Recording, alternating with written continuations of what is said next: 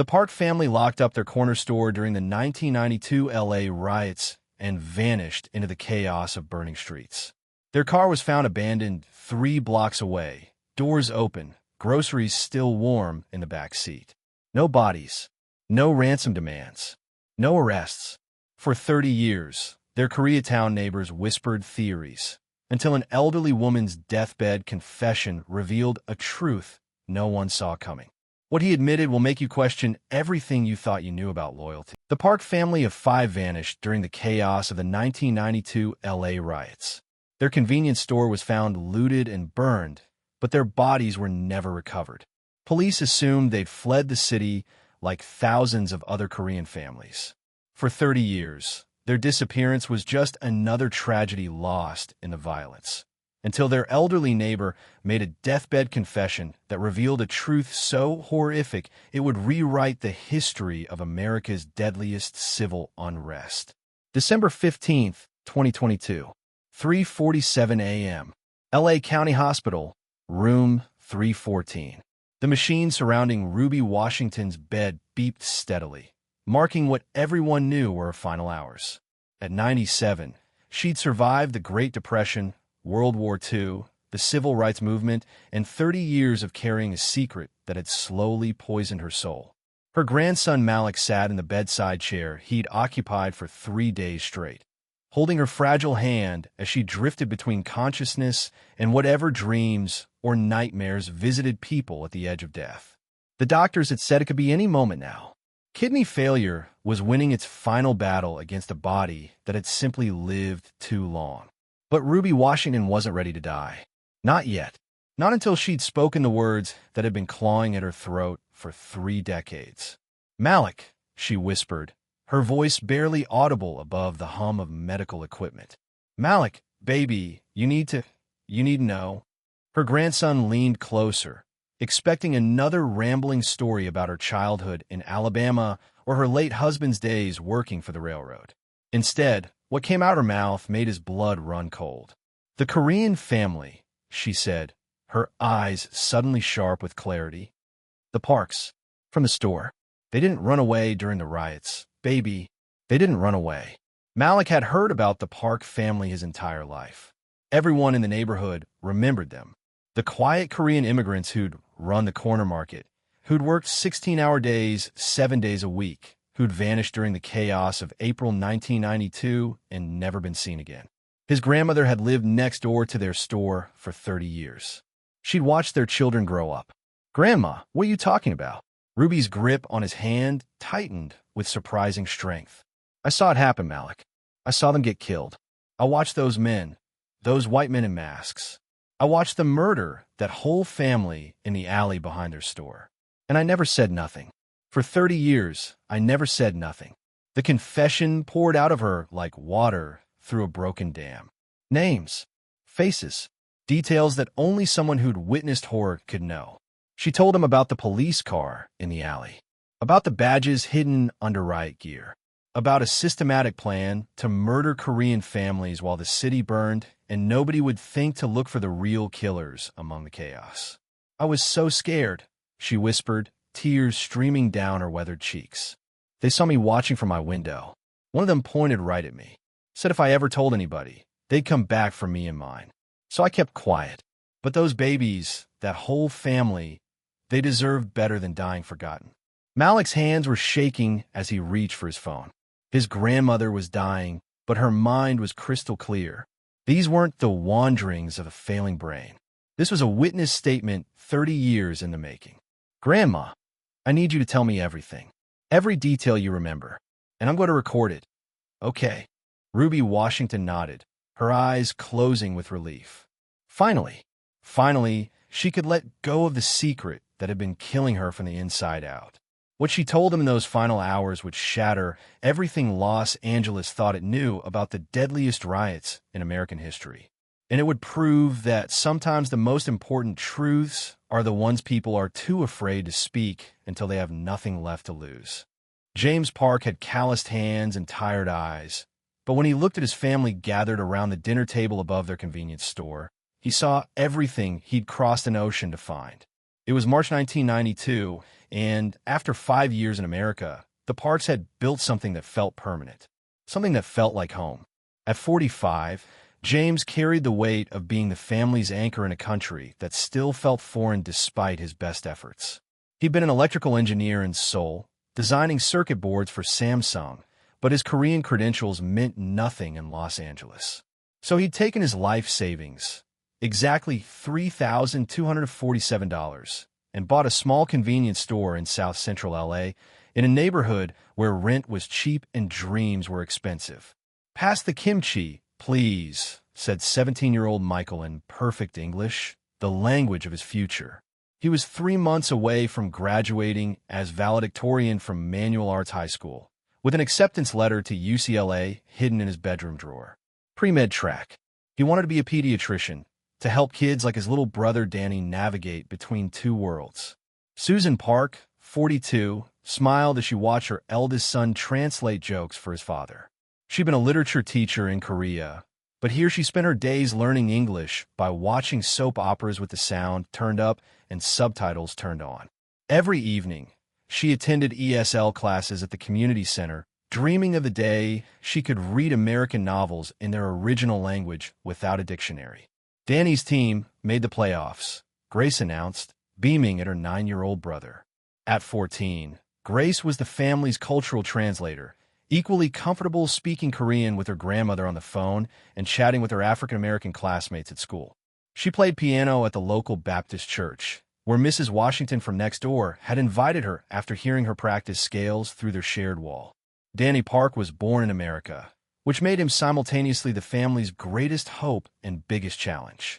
He spoke Korean with a Valley accent and preferred hamburgers to bulgogi, but he was also the bridge between his immigrant parents and the neighborhood kids who played stickball in the alley behind their store. The Park family worked together like a precision instrument.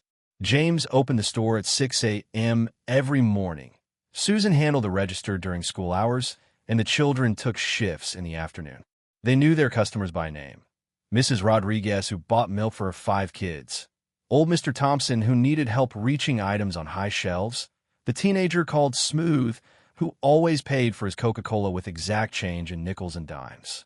But the Rodney King beating trial verdict was coming soon, and tension was building in their neighborhood like pressure in a steam cooker. Korean-owned businesses have been targeted since the shooting of Latasha Harlins by Sunja the year before. Some customers who'd been friendly for years now paid without making eye contact. Graffiti had appeared on the shop's back wall. "Koreans go home." Still, James Park refused to give up on his American dream. "This is our home now," he told his brother David during their weekly phone calls to San Francisco. "We don't run from problems. We solve them." The store wasn't just their business. It was their fortress, their investment, their proof that they belonged in America. The apartment above had held everything they owned. Susan's English textbooks, Michael's chemistry homework, Grace's sheet music, Danny's baseball glove, and James's naturalization study guide. On the evening of April 28, 1992, the Park family gathered for dinner, as they did every night. They had no way of knowing that in less than 24 hours, their American dream would become an American nightmare, and that their disappearance would be covered up by the very people sworn to protect them. April 29, 1992, 3:15 p.m. The verdict came down like a hammer on glass, shattering any illusion that justice existed for Rodney King or anyone who looked like him. For Los Angeles police officers, acquitted on all charges despite video evidence that the entire world had seen. The news spread through South Central LA like wildfire, carried by radio static and whispered conversations that grew louder with each passing hour. James Park stood behind the counter of Park's Market, watching the small black and white television that usually played Korean soap operas. The reporter's words hit him like physical blows. "Not guilty. Not guilty. Not guilty. Not guilty." Beside him, Susan clutched his arm, her English good enough to understand that their neighborhood was about to explode. "Maybe we should close early today," Susan said in Korean, her voice tight with worry. She'd been watching their customers' faces all afternoon, seeing anger build behind familiar eyes. Mrs. Rodriguez had left without buying anything, just shaking her head and muttering in Spanish. Old Mr. Thompson hadn't come in for his daily newspaper. Even the teenagers who usually gathered outside their store were nowhere to be seen.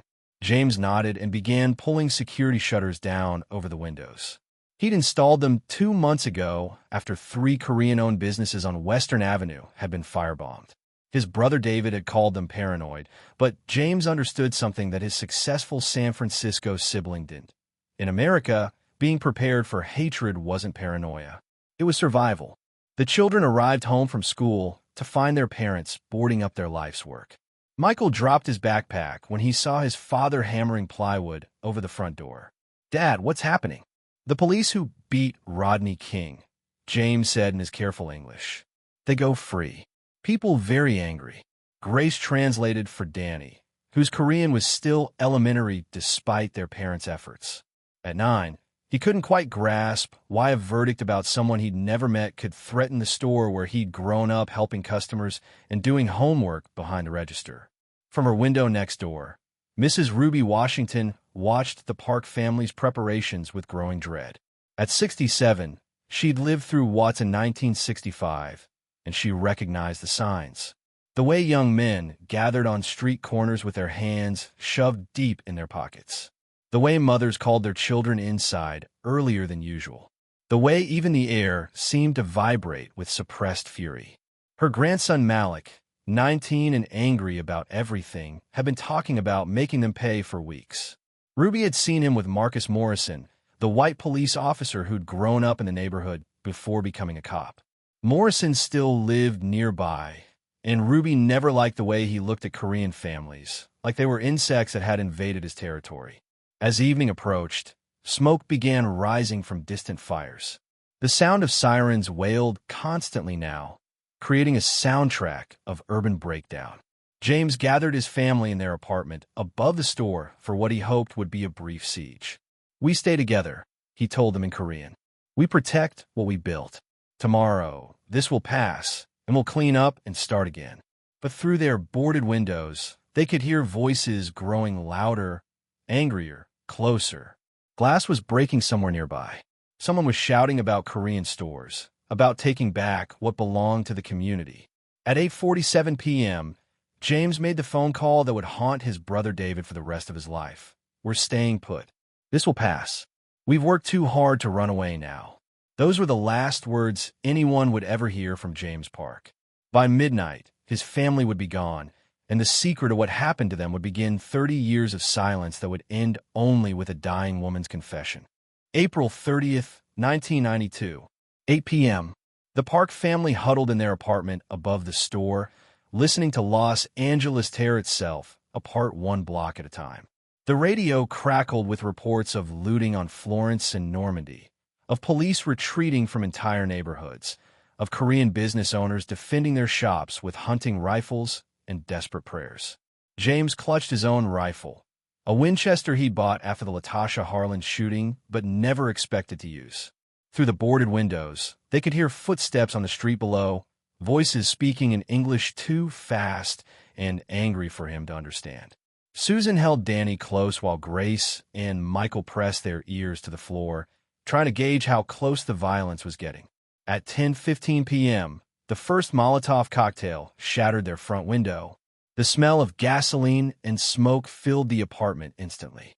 Through the gaps in their hastily installed plywood, they could see orange flames licking at their shelves, consuming the inventory they'd built penny by penny over 5 years.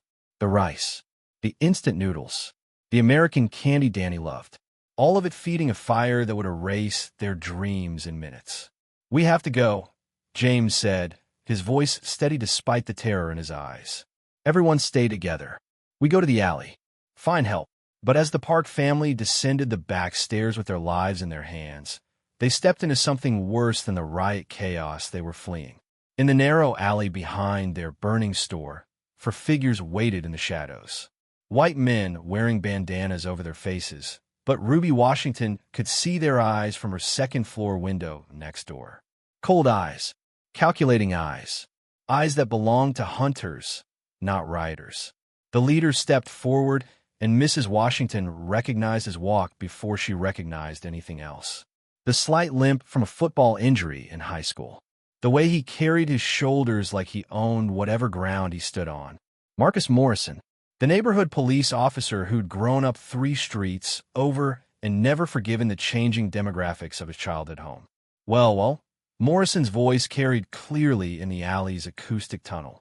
Looks like the Koreans are finally leaving. James Park raised his hands, the rifle forgotten on the apartment stairs behind him.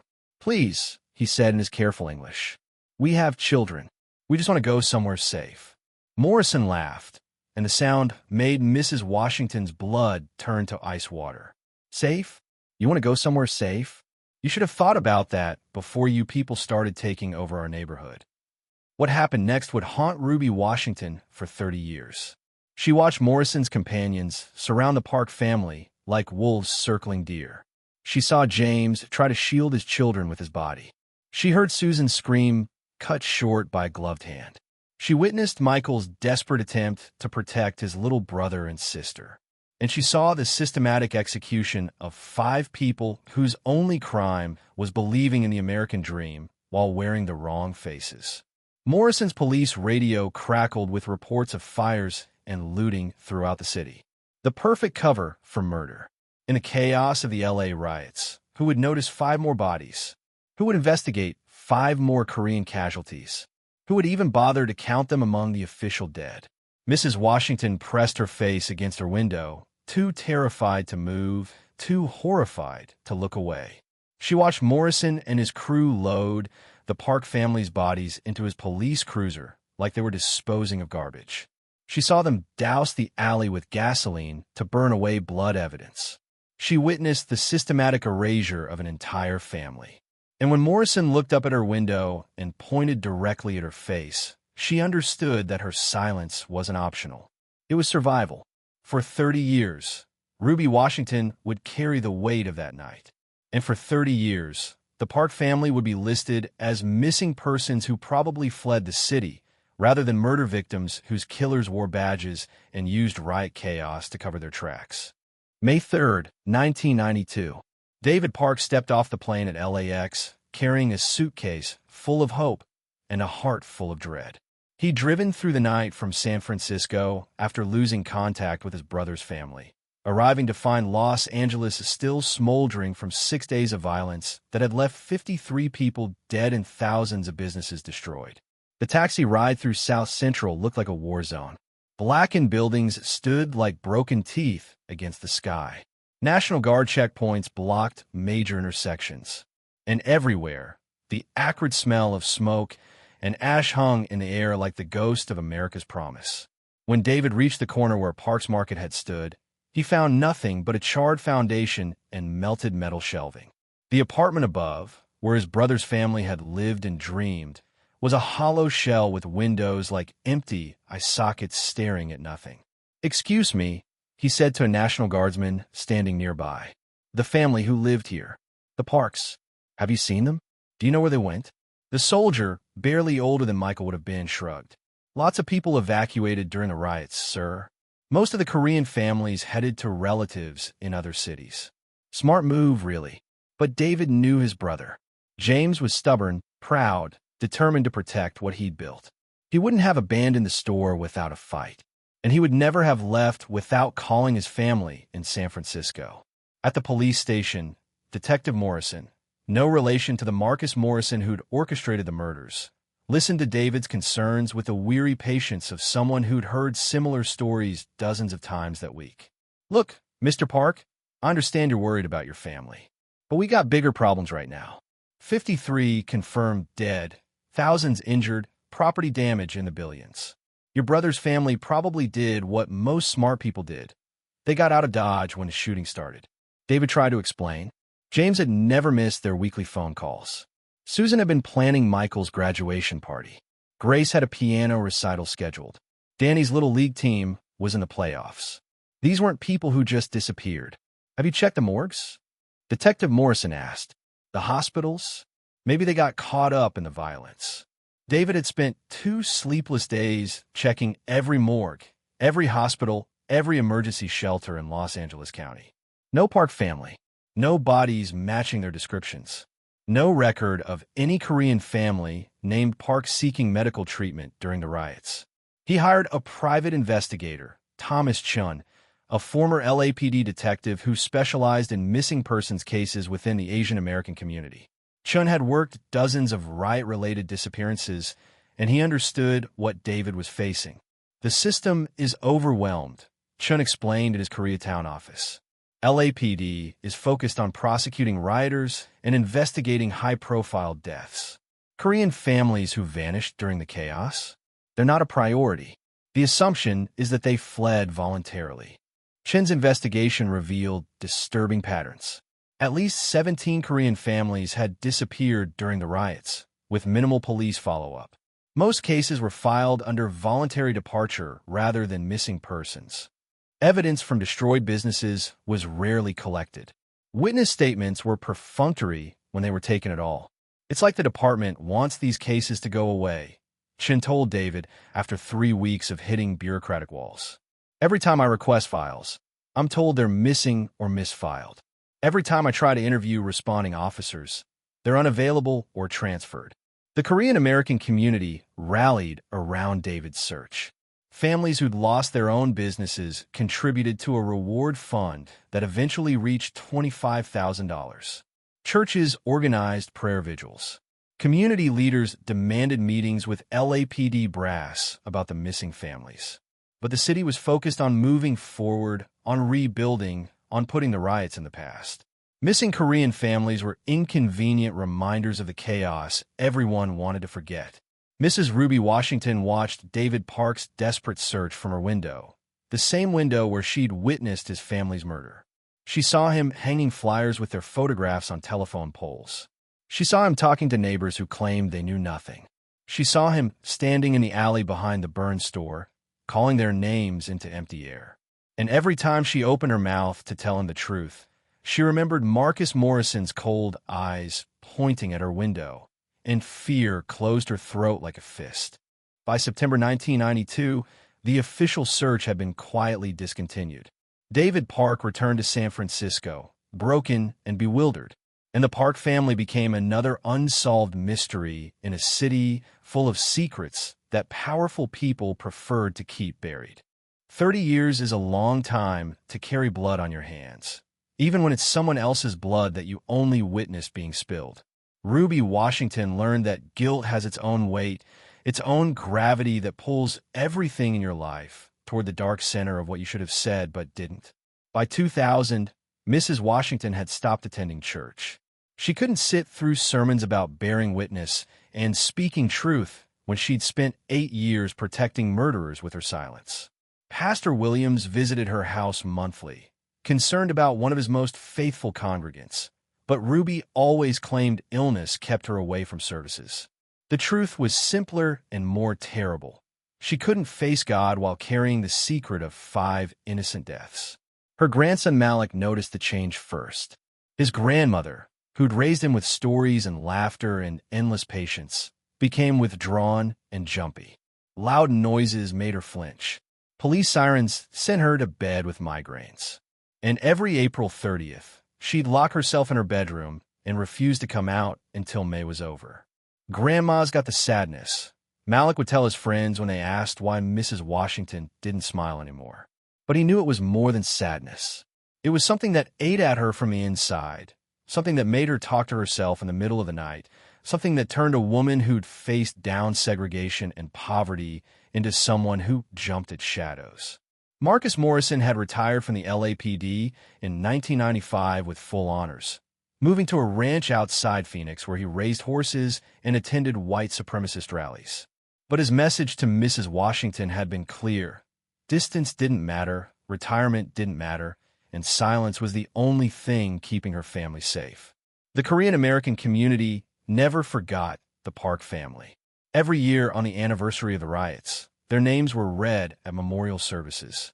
David Park continued visiting Los Angeles annually, always hoping someone would remember something new, always leaving disappointed. Grace's piano teacher kept her photograph in the studio, telling new students about the talented girl who'd vanished before she could fulfill her promise. Mrs. Washington's health began deteriorating in 2010. High blood pressure that no medication could control. Diabetes that seemed to worsen with stress. Insomnia that left her walking her house at 3 a.m., muttering apologies to people who couldn't hear her. Her doctor, a young Korean-American physician named Dr. Kim, was baffled by her symptoms. "It's like your body is fighting a war," Dr. Kim told her during one visit. "But I can't figure out what it's fighting against." Ruby almost told him then. Almost looked into his kind eyes and confessed that she'd watched a Korean family get murdered and done nothing to stop it. Almost asked if he'd known the Parks, if he understood what their deaths had cost the community. But fear closed her throat every time. Malik moved in with his grandmother in 2015 when her symptoms worsened. He'd married young, had 2 daughters of his own, but family was family. Mrs. Washington had raised him when his own mother couldn't, and now it was his turn to return the favor. Living with her meant witnessing the full extent of her torment. She'd wake up screaming about men in masks. She'd sit by her window for hours, staring at the rebuilt buildings where Parks Market used to stand. She'd whisper names in Korean that Malik didn't recognize, practicing pronunciation like she was preparing for a conversation she'd never have. "Who are James and Susan?" Malik asked her once after a particularly bad nightmare. "Who are Michael and Grace and Danny?" Mrs. Washington's eyes had gone wide with terror. "Nobody," she'd whispered. "Nobody at all. Just dreams. Just bad dreams." But they weren't dreams. They were ghosts. And by 2020, when Ruby Washington's kidneys began failing, those ghosts were demanding justice louder than her fear could silence them. The secret was killing her as surely as any disease. And as she felt death approaching, Ruby Washington finally understood that some truths are too important to take to the grave, no matter what the cost of speaking them might be. December 15th, 2022. 4:23 Uhr nachts. Ruby Washington's voice was getting weaker, but her words were getting stronger. The morphine couldn't touch the pain of carrying 5 deaths on her conscience for 30 years, and she knew these were the last hours she'd have to make things right. "Start recording now, baby," she whispered to Malik, squeezing his hand with surprising strength. "I need to tell you everything, and I need you to make sure the right people hear it." Malik's phone trembled as he activated the voice recorder. His grandmother had been talking for an hour, but what she was telling him seemed impossible. Police officers murdering an entire family during the riots? A systematic cover-up that lasted 3 decades? His own grandmother as the sole witness to a hate crime that had destroyed 5 lives? The leader, the one giving orders, Ruby continued, her breathing labored but determined. That was Marcus Morrison, badge number 2847. I knew him since he was a boy, lived 4 streets over. His daddy used to drink with my husband. But Marcus, he never liked how the neighborhood was changing. Hated seeing Korean families move in. She described details that only someone who'd witnessed horror could know. The way Morrison had limped slightly from his old football injury. The tattoo on his right forearm. An eagle clutching a swastika that he kept hidden under long sleeves during his police work. The license plate number of his cruiser, 7G4-892. Numbers burned in her memory by 30 years of guilt. There were 3 others with him, Ruby whispered. White boys from outside the neighborhood. One had a scar across his left cheek. Another one kept checking his watch like they were on a schedule. The third one, he was young, maybe 20, and he threw up after they finished with the family. Malik had stopped asking questions. He just held the phone steady and let his grandmother purge the poison that had been killing her slowly for 3 decades. James Park tried to protect his children. She continued, tears streaming down her cheeks. He stood in front of them, begging Morrison to let them go. Said they'd leave Los Angeles, never come back. But Morrison, he just laughed. Said it was too late for leaving. Said they should have thought about that before they came to America in the first place. The execution had been methodical, Ruby explained. Morrison had made the older children watch their parents die first, then killed them in order of age. Michael fighting to the end. Grace trying to shield little Danny. The boy screaming for his sister until Morrison's gun silenced him forever. They loaded the bodies into Morrison's police car, Ruby said, her voice now barely audible. drove them away from the neighborhood. I found out later they buried them in Angeles National Forest near the old mining road that runs parallel to the 2 freeway. Mile marker 15, where the road curves around that big boulder shaped like a sleeping bear. She tried to speak up dozens of times over the years. In 1995, when Morrison retired with honors. In 2002, when the city built a memorial to riot victims. In 2012, on the 20th anniversary, when reporters interviewed neighborhood survivors. But every time, fear had paralyzed her. Morrison came to my house 3 days after the murders, she whispered. Knocked on my door like he was making a social call. Told me he'd seen me watching from my window that night. Said if I ever spoke about what I saw, I'd join the Park family wherever they'd gone. Said nobody would believe a crazy old black woman over a decorated police officer anyway. The threat had worked for 30 years. Ruby had watched David Park search desperately for his family. She'd seen the Korean community hold memorial services for people they assumed had fled the city. She'd carried the knowledge that 5 innocent people were buried in an unmarked grave while their killer received pension benefits and lived comfortably in retirement. But dying changes everything, especially dying with secrets that could finally bring justice to families who'd waited 3 decades for answers. You promised me something, Malik, Ruby said, gripping his hand one final time. You promised me you'll make sure they get proper burials. You promised me Morrison pays for what he did. And you promised me those babies' names get cleared. They weren't cowards who ran away. They were Americans who died for being Korean. At 6:17 a.m., Ruby Washington died peacefully, finally free of the secret that had been killing her for 30 years. And Malik Washington became the keeper of truth that would change everything Los Angeles thought it knew about the deadliest riots in American history. December 16th, 2022, 10:47 a.m. Malik Washington sat in the offices of the Korean American Coalition, playing his grandmother's deathbed confession for lawyers who'd waited 30 years to hear these words. The recorded voice of Ruby Washington filled the room like a ghost finally allowed to speak, naming names and locations that could rewrite the history of the LA riots. Within 48 hours, FBI agents were using ground-penetrating radar at mile marker 15 in Angeles National Forest. The technology that didn't exist in 1992 revealed what Ruby Washington's dying words had promised. 5 sets of human remains buried in a shallow grave, exactly where she said they'd be. Marcus Morrison, now 78 and living in Arizona, was arrested at his ranch while feeding horses he'd bought with his LAPD pension. When agents showed him the dental records confirming the Park family's identity, his only response was, "That old woman should have minded her own business." The trial became a national reckoning with police corruption and hate crimes disguised as riot casualties. Morrison's journals, found during the search of his property, revealed a systematic plan to eliminate Korean families during the chaos of civil unrest. At least 12 other Korean-American families had been murdered by his white supremacist cell, their deaths covered up as riot-related disappearances. David Park, now 67, finally held a funeral for his brother's family after 3 decades of searching. The Korean-American community gathered not just to mourn the dead, but to celebrate the courage of Ruby Washington, who'd chosen truth over fear in her final hours. Morrison died in prison 6 months after his conviction, taking with him the locations of other victims. But Ruby Washington's confession had opened a door that could never be closed again. Her grandson Malik became an advocate for hate crime victims, carrying forward the legacy of a woman who proved it's never too late to speak truth to power. Today, the Park family is buried in Rose Hills Cemetery, their headstones bearing the words Ruby Washington had whispered with her dying breath. They were Americans who died for being Korean. And every April 30th, fresh flowers appear on their graves, placed there by people who understand that some guardians continue protecting others long after their voices have been silenced.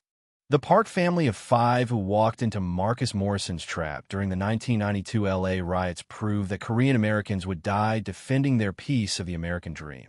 and ultimately exposed a white supremacist conspiracy so extensive it required a deathbed confession to uncover the full scope of their crimes against immigrant communities.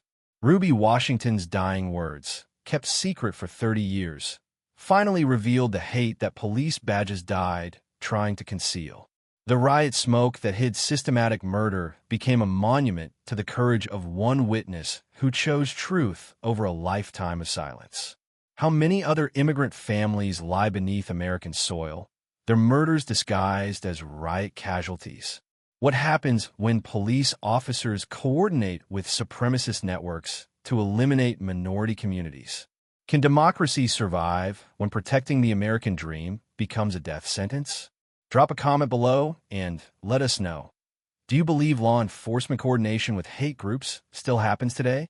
Hit the like button, subscribe, and turn on notifications for more investigations that prove truth is more durable than fear.